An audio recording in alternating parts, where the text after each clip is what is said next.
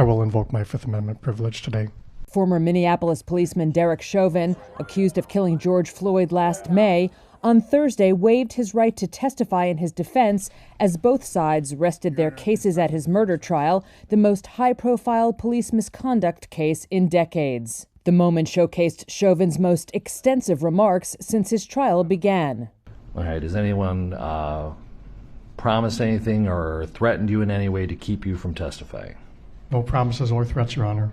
Do you feel that your decision not to testify is a voluntary one on your behalf? Yes, it is. Chauvin's defense, which began presenting their case earlier this week, called witnesses including former Maryland Chief Medical Examiner Dr. David Fowler, who said Floyd, whose death was ruled a homicide at the hands of police, really died of heart disease, and that the exhaust fumes of the adjacent police car may have also poisoned him. Dr. Martin Tobin, a pulmonologist who testified as an expert witness for the prosecution, returned to the stand on Thursday in an effort to undermine Fowler's testimony about carbon monoxide poisoning. Do you agree with that proposition? No, I do not.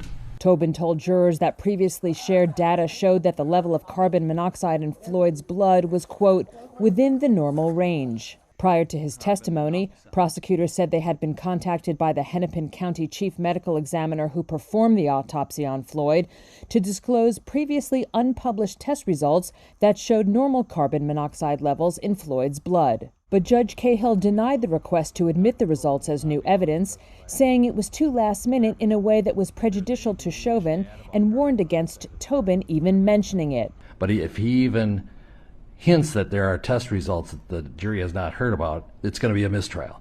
Judge Cahill told jurors they would hear closing arguments on Monday before receiving the case for deliberations. They will be sequestered at a hotel in Minneapolis, whose downtown is filled with National Guard troops and boarded-up windows preparing for potential unrest.